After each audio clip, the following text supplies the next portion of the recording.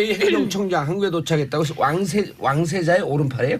왕세제의 오른팔이라고 알려져 있긴 한데요. 최측근. 최측근. 예, 최측근이고 이분이. 잠깐만 그 얘기 들어가기 전에 샵 1035 짧은 문자 50원 긴 문자 100원 문자 보내주시기 바라겠습니다. 예. 이거 네. 읽어줘야 돼요. 네. 이 방송사 수입이거든. 네. 그래서 이분은 최측근이면서 UAE의 그 원자력공사 이사회 의장이기도 하고요. 그리고 이제 UAE, 그러니까 예. 우리가 아랍에미레이트 연합 이렇게 예. UAE를 부르잖아요. 예. 근데 아랍 말로 예. 에미레이트가 무슨 말인지 아세요? 모르겠어요. 부족 국가 연합이에요. 아. 그러니까 더 쉽게 얘기하면은 추장 국가 연합이라는 거예요. 그러니까 어쨌든 이게 여러 부족 토호들을 오호. 여러 토호들을 엮어서 하나의 연합체를 만든 이제 국가 이렇게 예. 얘기를 할 수 있는데요. 그 이분은 7개 토호국 가운데 아부다비 막강 실력파로 알려져 예. 있습니다. 이제 아부다비 행정청장이 이제 오늘 방한을 하는데요. 이분이 관심을 받는 가장 큰 이유는 지난달 초에 네. 우리나라 특사 자격으로 UAE를 방문했을 때 있죠. 바로 그 임종석 비서실장이죠. 예. 그때 이제 왕세제를 만났을 때 옆에 배석했던 인물이기도 하는데요. 아직까지는 이제 이분이 와서 누구를 만날지 아마 문재인 대통령을 만날 가능성이 높다 이런 언론 관측은 나오고 있는데 정확한 면담 인사들이 누가 될지는 알려지지 않고 있습니다. 청와대도 아랍에미리트 원자력공사 이사회 의장 직함도 맡고 있네요. 그렇죠. 예. 그러니까 원전 관련자예요. 그래서 이제 이분이 오고 있는데 왜 그 굉장히 뜨거운 관심을 받고 있어요. 아마 이제 검색어 실검을 장식하고 있는 걸로 알고 있는데 계속 장식하고 있어요. 예, 지금. 이유는 송영무 장관이 이제 본인은 부인하고 있지만 그 국회 국방위원장인 김학용 위원장을 만나서 2009년 김태영 전 국방장관 당시에 UAE와 체결했던 MOU에 절차상의 문제가 있었고 이것은 사실상 국내법상 국회 동의를 거치거나 내용을 변경해야 한다. 그런데 UAE가 거부했다. 본인이 갔을 때 송영무 장관이 한 달 전에 출연을 갔을 때 했잖아요. 그렇죠. 출연을. 그때 갔을 때 거부했다. 이 내용을 이제 김학용 위원장한테 설명을 한 거예요. 근데 이제 이게 김학용 위원장도 부인하고 국방부도 부인하지만 어쨌든 언론엔 그렇게 나왔어요. 그렇기 때문에 일파만파 이렇게 퍼지고 있는 이런 상황인데요. 그 SBS 김태훈 기자의 취재 예. 파일을 좀 들여다볼 필요가 있어요. 아주 잘 상세히 정리를 했던데 2009년 SBS? 예, 그렇죠. SBS. 오. 예. 그 2009년 11월에 당시 김태영 장관이 2번이나 UAE를 갑니다. 오. 이때 이제 비밀 MOU를 체결했을 가능성이 높다. 이제 이런 얘기를 하고 있는 건데요.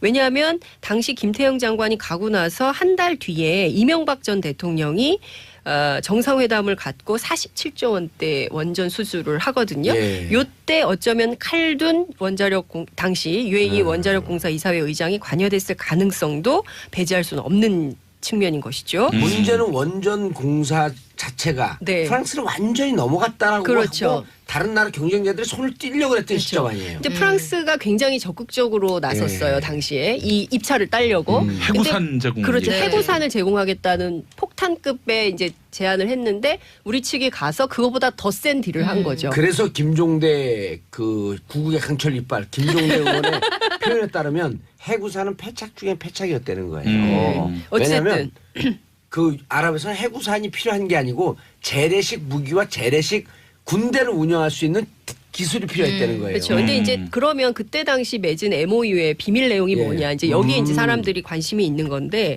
지금 나오는 얘기는 이건 이제 확인된 것은 아닙니다. 예. 지금 나오는 얘기, 언론에 나온 얘기는 당시에 우리 측에서 제시한 게 UAE의 왕정을 보호하는 것. 왕정, UAE 왕정을 보호하는 것, 그리고 그 만약에 UAE에 유사시 상황이 생길 수 있잖아요. 뭐 전쟁 위협이라든가 뭐 이럴 때 우리 군이 자동으로 개입하는 거, 그리고 군사적 지원. 뭐 요런 내용이 있다는 거예요. 근데 우리 군이 우리 아직 전자권이 없잖아요. 그리고 우리가 이제 남북 관계에서 혹여가 생길지 모르는 어떤 일촉즉발의 상황에 대해서도 어떤 미군의 이제 전략적 지시가 있을 때 움직일 수 있잖아요. 군이 움직이려면 무조건 한미연합사의 그렇죠. 가 있어야 되는 거예요.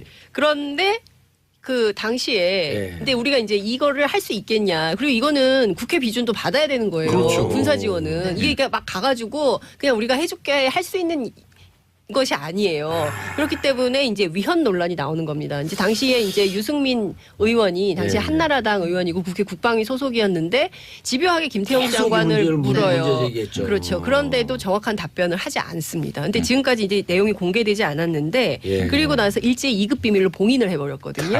그렇기 때문에 지금 볼 수도 없는 아니 이거 상황이에요. 비밀은 볼 수 있어요. 아 국회가 의결을 해야 볼 수 있는 거잖아요. 하거나 네. 그 고등법원 네. 고등법원장이 그 영장 발부하게 되면 볼 수가 있어요. 네. 어찌됐든 볼 필요도 있는 것 같아요. 다 도대체 있는 것 어떻게 같아요. 된 건지 그 내용을 여기까지 왔기 때문에 만에 하나 예를 들어서 네. 예. 아랍에미리트 연합이 이스라엘하고 전쟁을 벌인다. 아, 그럼 우리가 난감하죠. 그 전쟁에 개입을 네. 해서 이스라엘과 싸워야 되는 거예요. 이런 예. 상황은 어떻게 감당할 수 있겠냐 이거예요. 그리고 중동은요, 그 굉장히 복잡하잖아요. 우리가 보더라도 수니파, 시아파, 알카에다 뭐 네. 너무 뭐 많은 네. 문제들이 있는 여기 또 시아파 속에서 정권이죠. 여기가 UAE는 수니, 순위. 그다음에 그 이란이 시아. 시아파예요. 순위파. 그러니까 예. 수니파는 무함마드 사상을 계승하는 그 전 세계 무슬림의 85%가 수니파고요. 시아파는 무함마드의 혈통을 이어야 한다고 주장하는. 그러니까 이게 이제 왕조 개념은 시아파가 더 센 거예요. 근데 이제 전체적으로 보면 시아파가 좀 적고 수니파가 다수파다 이렇게 볼 예. 수가 있는데 어쨌든 우리가 여기서 중동의 얘기를 다 할 수도 없는 그렇죠. 것이고 어쨌든 여기에 낄 이유가 있는 거냐. 아무리 그러니까 당시에 47조에 되는 돈을 벌었다. 우리가 뭐 원전 당시에 이제 보면 이명박 대통령이 뭐 원전을 수주해 왔다고 그래서 굉장히 막 돈을 벌었다. 그게 용서가 안 되는 하지만. 부분이 그거예요. 앞으로 남고 뒤로 어마어마하게 미치는 장사를 그렇죠. 해놓고 그리고 강파이고. 방은 다 내고 예. 그리고 그때 당시에 그 신문 기사들을 보시면 진짜 보는 낯이 뜨거워질 정도로 칭찬을 해주고 있거든요. 네. 그리고 그것만 그런 줄 아세요? 그 UAE한테 무슨 상도 받으면서 50만 불 상금도 받았고 또 그건 맞아요. 대통령직으로서 받은 게 국고로 가야 되는데 또 자기가 가져왔잖아 농협을 통해서. 맞아요. 농협 있잖아 우리가 맨날 하는 거 농협. 예. 그 농협. 예? 맞아요. 그러니까 예. 이 꼼수 정권의 맞아요. 꼼수가 그- 이 꼼수의 몰락이 네. 국민들에게 오는 거예요. 예. 이게 아 정말 참 생각만 해도 네. 놀랍고 그 공포에 질리게 되고 예. 화가 나고. 아니 그렇게 막말 김용민 선생 점잖은 얘기를 하니까 이 귀한 꽃이네. 아유 그냥 날 삐쳐냈어요. 괜찮아요. 자, 아유, 자 중동 얘기 다 할 수 없고. 네. 자 마지막에 또 네. 통신요금 할인 혜택. 네, 남의- 통신요금 남 얘기. 얘기? 이게 아 또 우리 호갱되는 거예요? 그렇죠. 이미 우리는 아마 호객일 거예요, 다들. 그 선택 약정 요금 할인 제도라는 게 있어요. 맞아요. 그러니까 선택해서 단말기 요금을 깎아줄 건지 네. 아니면 요금을 할인을 받을 건지 선택할 수 있는데 2014년부터 이 제도가 있었거든요. 예, 예. 그런데 이제 요율이 점점 높아지면서 문재인 정부 들어서 이 할인해주는 폭이 종전 20에서 25%까지 늘어났어요. 근데 25% 할인을 다 받는 사람이 요 요금제에 가입한 사람 전체 10명 중에 3명밖에 안 되더라 예. 이 얘기거든요. 왜 이거 못하느냐 봤더니 1번은 잘 몰라요. 여전히 잘 모르고 두 번째는 기존에 20% 할인 받고 있는 사람들이 이쪽으로 넘어가려고 보니 아 위약금이 더 비싸네 이런 사람들이 꽤 많았던 거고 세 번째는 아예 통신사에서 아예 가입할 때 다 안내해서 하게 해주면 되는데 이걸 굳이 소비자가 똑똑해야 가입할 수 있는 그런 방식으로 제도를 설계해 놨기 때문에 가급적이면 안 깎아주는 쪽으로 그래서 이거 설명 이것도 꼼수네. 그렇죠. 아유 기업들이 얼마나 깨알 같아요. 예. 그래서 가만히 보시면 이 요금제도 마찬가지고 보험사도 마찬가지고 예. 혹시 우리가 알아들을까봐 예. 그 보험사 약관 같은 거 보세요. 너무 두꺼워요. 그걸 어떻게 다 봐요? 그리고 거기서 왜 방송에서 예. 뭐 30일 이내에 어쩌고저쩌고 얘기하잖아요. 예. 초스피드로. 초스피드로. 근데 혹시 알아들을까봐 깨알같이 빨리 얘기해 주잖아요. 어려운 말을. 이것도 아주 비슷한 사례인데 그래서 전 국민이 이 혜택을 받으려면 아마 정권 말쯤 돼야 되지 않을까 이런 전망이 나오고 있습니다. 예. 아 근데 통신비 너무 비싸요. 비싸요. 아니 있어요. 그 통신비 약관 모르는 사람 봤어요 제가. 아 진짜요? 변호사들은 보더라고. 아니 근데 통신비 부담이 어느 정도로 크냐면 우리나라 또 교육열함에 안 빠지는 그렇죠. 나라잖아요. 근데 교육비 부담을 넘어섰더라고요. 4인 가족 기준으로. 그러니까 월 평균 지출 금액이 굉장히 큰 거예요. 그러니까 요새는 선생님들이 과제를 애들 네. 이렇게 모바일 SNS로 막 주시거든요. 그러면 이제 그 핸드폰이 없으면 안 되는 거예요. 아 아이들이. 스마트폰에 반드시 가지고 있어야. 스마트폰이 있어야 되는 거예요. 체크가. 그러니까 이런 시대에 거의 그러니까 국민 필수 생활용품 그쵸. 정도가 됐는데 이거를 와. 통신비를 이렇게 가게에 부담을 주는 방식이면 내려야 그러니까 되죠. 우리 아들이 고등학교 다닐 때 군대가 며칠 전에 군대 갔는데 고등학교 다닐 때 핸드폰을 안 가지려고 그래요. 왜냐면 학교에서 지시가 오니까 뭔가 해야 되거든. 시험 날짜가 언제인지도 몰라. 아, 이거 적극적으로 거부하는 대학생 거죠. 같아요. 아, 그럼요. 그렇죠. 대학생 같아요. 네. 아 그리고 또 국토 균형 발전하면서 대전으로 학교 갔잖아요. 잘했네요. 아, 네. 잘했네요. 서울로 몰리면 답답하잖아요, 사람들이. 예, 예, 예. 네. 아니 벌써 대학 갔어요? 아니 그럼요. 군대 갔어요? 아, 이게 그 그럼요. 어찌 되었든 의경으로. 그 코너링이 좋을 것 같아. 그 코너링이 좋은 아드님도 제대에서 약정 할인하시려면 예. 1년짜리 꼭 가입하시라고 알려주세요. 1년짜리. 그러니까 1년, 2년 선택할 수 있어요. 예. 근데 2년에 묶이면 중간에 자기가 움직이기가 힘들단 말이에요. 왜냐하면 움직일 때 그동안 받은 혜택 다 예. 토해내고 가라. 아하. 우리가 어떤 기업인데 2년이 무척 길어요, 진짜. 2년이면 길어요. 그러니까 1년을 하시든 2년을 하시든 요율에 상관이 없기 때문에 1년 선택하시고요. 자기가 종전에 2년짜리를 가입해서 20% 할인 받고 있었다. 그런데 1년 반이 지났다. 그러면 예. 갈아타셔도 얻는 혜택이 더 큽니다. 예, 알다가 예, 예, 13년, 예. 13년에서 시작됐고 예를 들어 16년쯤에 끝나잖아요. 예, 예. 근데 법적으로 계속 범죄로 봐요. 그래서 13년에 시작한 거는 23년 공소시효가 끝낸 게 아니고 예. 횡령도 이런 경우인데 횡령이 아니고 횡령 2년 동안, 예. 횡령 3년 동안 그러니까 매년 계속됐다는 거죠. 지속적으로 되는 거죠. 근데 계속 범죄로 안 볼 경우, 그러니까 예. 그게 별개의 사안이다라고 만약에 법원이 네. 그냥 열심히 봐준다면은 네. 그렇다 하더라도 이 10년의 그 공소시효가 있기 때문에 그렇죠. 박근혜 전 피해갈 수 대통령은 없죠. 피해갈 수가 없다 네. 이런 얘기고 사실 이게 추징금하고 뇌물은 차이가 굉장히 다르죠. 큽니다. 예. 이 추징금 같은 경우에는 뇌물하고 달라서 벌금은 그 추징금은 이제 벌금하고 달라서 벌금하고 틀린 벌금은 거죠. 노역으로 몸으로 간답니다. 뗄 수 예. 있다. 뭐 예를 들어서 네. 하룻밤 뭐 어디 그 구치소나 감옥으로 불리는 곳에 있으면 막 몇만 원씩 까지는 예. 뭐 어떤 사람들은 황제 노역이라고 해서 맞아요. 뭐 몇백만 원으로 해서 까지는 왜냐하면 이런 식으로. 벌금을 노역으로 전환시킬 때 최대 3년을 넘어갈 수가 없어요. 예 그렇습니다. 그 1,000억이게 되면 하루에 뭐 한 3천만 원, 300만 원씩 이렇게 하고 그런 거예요. 예. 그 벌금이면은 대충 뭉갤 수 있는데 예. 이게 추징금이면은 진짜 그 집안마당 파가지고 예. 수조 하나라도 이제 가져갈 그럼요. 수 있는 다 압류를 걸어버리니까. 그 전두환 씨가 바로 그런 그러니까. 영화 아니었습니까? 네. 예. 그래서 사실은 박근혜 전 대통령으로서는 엄청난 재산 손실이 불가피하다라고 그래서 판단이 들어서 유영하 변호사를 긴급하게 선임한 것이 아닌가 이렇게 간주가 됐는데요. 근데 이제 사실 유영하 변호사가 이제 선임이 됐다 하면 본인이 이런 그 특수활동비 관련한 재판에는 나오겠다 이런 의미 아닙니까? 근데 지금 그 국정농단 재판에는 안 나오고 있어요. 안 나오는 이유가 몸이 아파서. 그러니까 이제 논리가 이상해지는 겁니다. 돈 문제 있어 몸이 안 아프잖아.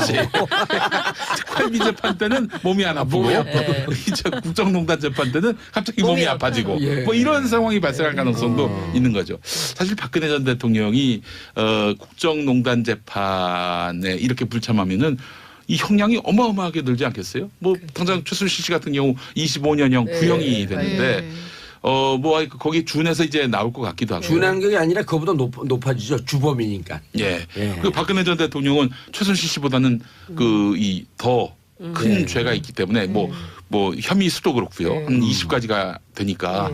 그래서 박 전 대통령 같은 경우에는 뭐 정말 무기도 가능한 뭐 이제 그 법리상 보면은 예. 무기도 가능한 형인데 근데 사실 박근혜 전 대통령은 뭐 무기든 뭐 100년형이든 1000년형이든 난 신경 안 쓴다. 어차피 정치 재판이다 이거. 정치 환경에 따라서 자기는 사면 받을 수 있기 때문에 그 뭐 몇 년형 나오는 거는 자기는 괴념치 않겠다라고 해서 뭐 재판 그냥 대충 받겠다 이러고 있는 상황인데 이 상황에 관련해서는 지금 이 변호인을 선임하고 이 재판에 나오겠다 이러는 거 보면은 이게 정말 더 네. 모양새가 보수 쪽에 있다가 보수가 이렇게 돼서는 안 된다라고 하면서 보수가 좀 건전하고 합리적인 보수를 거듭나야 한다라고 하는 분들은요. 네. 박근혜 사면에 대해서 이쪽 진보 진영보다 더 부정적이에요. 죄를 지은 사람을 정확하게 취재를 해야지 그리고 깨질 게 다 깨져야지 보수가 다시 살아나는데 사면 복권해갖고 어정쩡하게 한 상태에서 또 그 잔존세로 또 일어나서 또 거리로 나오고 이러면은 보수의 재건이 불가능하다는 거예요. 아주 합리적이 제가 보기에는. 근데 참 그러네요. 그 일국의 대통령이 네. 어떤 분이 네. 특활비가 뇌물이죠 사실상 개인적으로 막 국고 손실. 국고 손실 뇌물 요것만 원포인트로 자기 재판에 나와서 네. 해명하고 재산은 안 잃겠다라는 거잖아요. 그러니까 돈은 뜯기지 않겠다. 이제 이런 투로 나오는 건데 참 이거를 특활비를 준 사람들은 국고 손실죄에 해당하고요. 네. 받은 사람은 뇌물이 되는 거예요. 그렇죠. 아유, 중형이 불가피한. 그렇죠. 음. 뇌물은요. 예. 1억 이상이면 10년 이상 그 무기징역까지예요. 네. 예. 네. 이런 가운데 뇌물 받아보셨어요? 뇌물이요? 네. 저는 뇌물 안 아니 받았습니다. 뇌물 여기 있네. 안 웃겨요. 깜짝이야. 그런 거 안 꿀한다고 웃겨. 안 웃기다. 아니 우리가 간습적으로 웃어주는 우리가 잘못이야 우리가. 알겠습니다. 잘못했어요. 자, 일단 예. 검찰이 네. 박근혜 전 대통령 재산 동결을 예. 법원에 요청했다고 법원 합니다. 요청했다. 예. 알겠습니다. 그 한 줄 갖고 참 오랫동안 얘기하죠. 네, 그렇습니다. 이거 능력입니다. 이거는. 예. 자, 다음 새해 첫 주부터 강남 집값이 치솟고 있다? 네. 어떻게 된 거예요, 이게? 결론은 지난해 8.2 대책이 나온 이후에 예. 이제 정부가 강력하게 세금으로 수요를 억제하겠다 이런 메시지를 줬음에도 불구하고 그리고 좀 잠복했었어요. 약간 매매가 이제 줄어드는 듯 했으나 결국은 서울 집값은 오르더라 결론이 이렇게 났다는 얘기예요. 그러니까 반년 동안에 서울 집값은 그럼에도 불구하고 올랐고 지방은 새해 들어서 좀 떨어지는 추세이니 서울과 지방의 양극화가 더 심해진다 이 얘기인데 그래서 이게 왜 그러느냐 예. 대체 왜 정말 왜 그런지 궁금해요. 왜 그러느냐 1번은 다 간단해요. 산 좋고 물 좋고 경치 좋은 데 살고 싶은 거예요 사람들이. 그러니까 소위 인프라 좋고 교육 환경 좋고 이런 데 살고 싶은 건데 그런 데 있는 집은 아무리 전국에 집을 많이 지은다 한들 강남 3구 사람들이 가고자 하는 곳에 집은 한계가 있단 말이죠. 예. 그러면 다른 동네에 암만 많이 지어도 소용이 없는 거예요.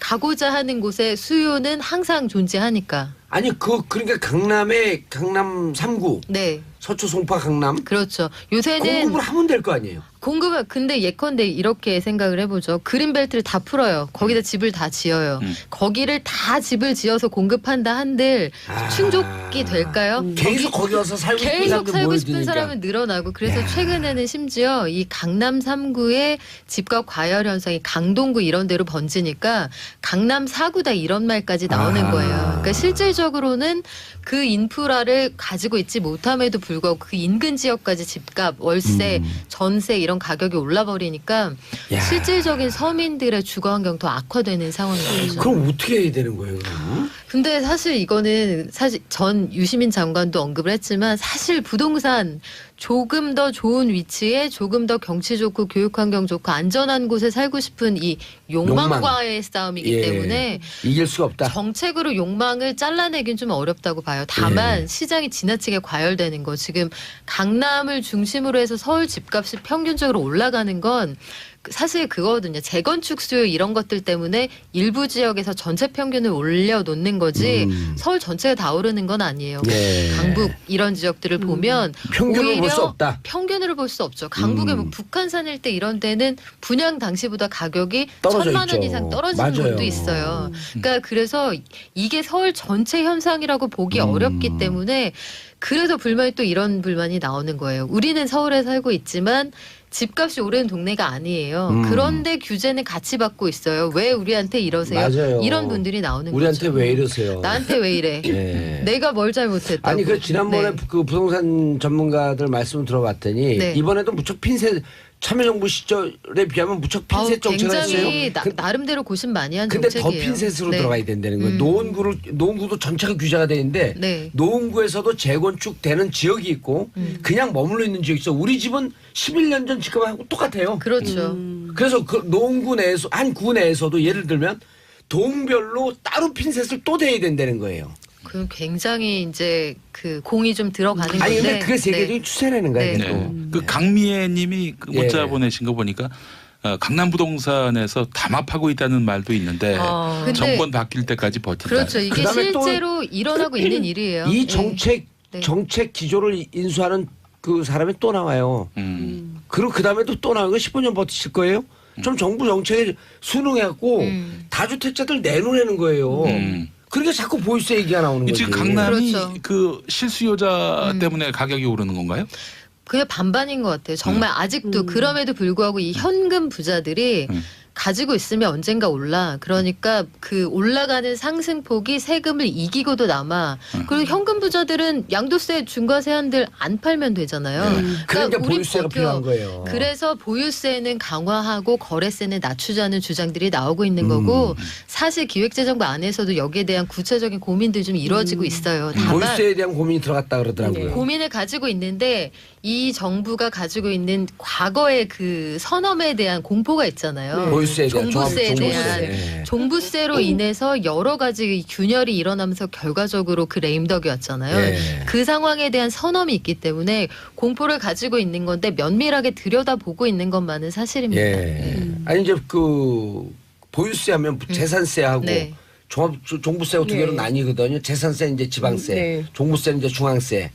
그런데 그러니까 재산세는 건드리지 말고 종부세를 또 올리자고 하는 사람들도 있고, 근데 그 트라우마가 심해요. 일단 그 이름이 가지고 있는 그 파급 효과 있잖아요. 그러니까 과거에 박근혜 대통령이 잘 사용했던 방식 중에 하나인데 이 그 참 나쁜 대통령 예, 그 말 한마디를 맞아요. 가지고 사람을 얼마나 괴롭혔어요. 그런데 종합부동산세 이 단어가 가지고 있는 네. 실질적으로 그 거부감이 있는 내용과 거지. 정당성이 어떠함에도 불구하고 그 거부감이 있다는 얘기예요. 해서 새정당국도 굉장히 거기에 대해서 조심스럽게 접근을 하고 당위성이 있음에도 불구하고 이걸 힘있게 밀어붙이지 못하고 있다는 얘기죠. 아니 그러니까 이렇게 하면 돼요. 보통 이제 우리가 행정안전부가 안전행정부로 바뀌었잖아요. 네. 그렇게 말을 바꾸면 돼요. 종합부동산세가 아니라 부동산 종합세. 부종세.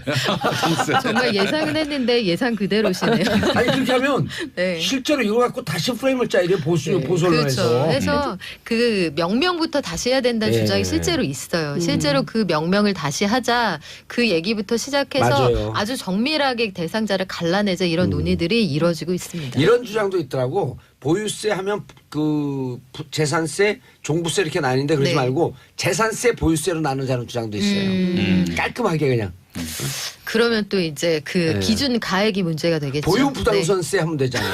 보유부동산세. 근데 어찌됐든 그거 딱 오는데 보유부동- 시중에 네. 떠돌아다니는 돈이 몇백 조인가가 된다는 1200 조요. 1200조. 그러니까 네. 이 시중에 떠돌아다니는 돈이 있다는 거고 돈 있는 사람은 또 너무 많은 거예요. 없는 사람은 맞아요. 또 너무 맞아요. 없고. 근데 이제 정부가 결국에는 저는 세금으로 규제할 수밖에 네. 없고 그 이제 그 뭐야 다주택자에 대해서 그 규제한다고 하니까 그러면 다 해서 좋은데 집을 줄여서 사는 거예요. 그러니까 더 오르는 거죠. 그렇죠. 강남이. 그래서 저는 강남에 여러 가지로 이제 그 건축 정책 이런 거 좀 그 완화하고 그래갖고 그 13평에서 18평형 서민형 임대주택이나 서민주택 이런 걸 대거 늘려갖고 확 물타기를 해버려야 돼 그냥.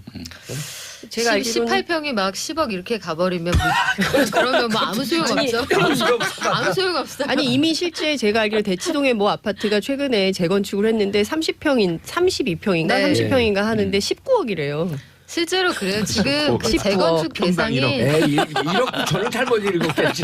아니 정말이요. 그러니까 그러니까 참 수요를 이기기가 그러니까 예. 한 30년 된 그 왜 거실에 난방 안 되는 그 아파트 있잖아요. 유명한 재건축 대상. 예. 거기도 뭐 여전히 그러니까요. 18평짜리 아파트요? 여전히, 여전히 예. 10억이 넘어가고 음마 있어요. 아파트 얘기하는 거죠.